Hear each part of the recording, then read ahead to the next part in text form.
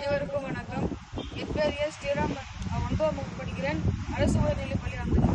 என் பேர் ஆகாஷன். 9ஆம் வகுப்பு படிக்கிறேன். அரசு உயர்நிலைப் பள்ளி அம்பலம்.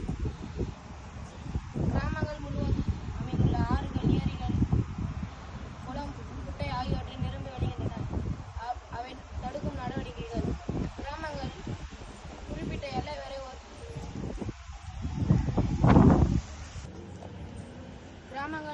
கிராமங்கள் முழுவதும் அமைந்துள்ள ஆறுகள், ஏரிகள் மற்றும் கிராமங்கள் ஆகியவற்றை தடுக்கும் நடவடிக்கைகள்.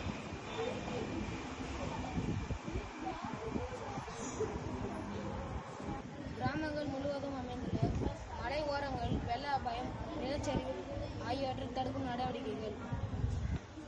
மலை அடிவாரத்தில் குடியிருப்புகள் உள்ளன. அப்பொழுது அதிக மழை பொழிவு, மேகவெடிப்பு போன்ற இயற்கை செயல்பாடுகளுடன் குடியிருப்புகள் குறிப்பிட்ட எல்லை வரை ஒரு சென்சார் கருவி பொருத்தப்பட்டுள்ளது.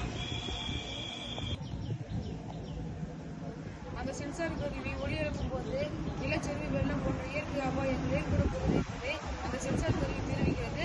அப்பொழுது நாம் தயாராக இருக்க வேண்டும். அந்த சென்சார் கருவி பொதுமக்கள் சார்பாகவும் ஊராட்சி மன்ற தலைவர் சார்பாகவும் அந்த சென்சார் கருவியை வாங்கி நாங்கள் ஊர் எல்லையில் பொருத்தினோம். இதுவரை 2 முறை நிலச்சரிவு ஏற்பட்டது. அந்த அதிகாரிகளுடன் நாங்கள் ஊர் மக்களை மீட்டோம். கிராமங்கள் முழுவதும் அமைந்துள்ள ஆறுகள், ஏரிகள், குளம், குட்டை ஆகியவற்றை தடுக்கும் நடவடிக்கைகள். குடியிருப்புகள் உள்ளன. அப்போது நிலச்சரிவு, வெள்ள அபாயம் போன்றவற்றை உயிர்கள் சேதம், பொருட்கள் சேதம் ஆகியவற்றை தடுக்கின்றன.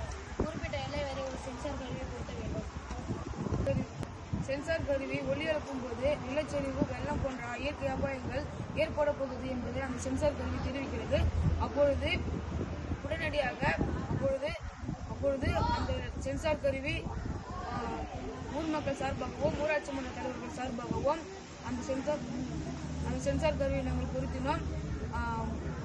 வெள்ளம் ஏற்படும் பொழுது கேரளாவில் வயநாடு இடத்தில் ஏற்பட்ட வெள்ளத்தில் 122 பேர் இறந்தார்கள்.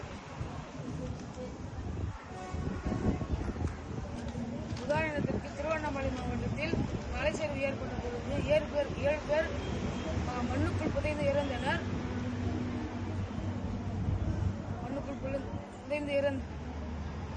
இதுபோல் உயிர் சேதங்கள் பல ஏற்படுகிறது.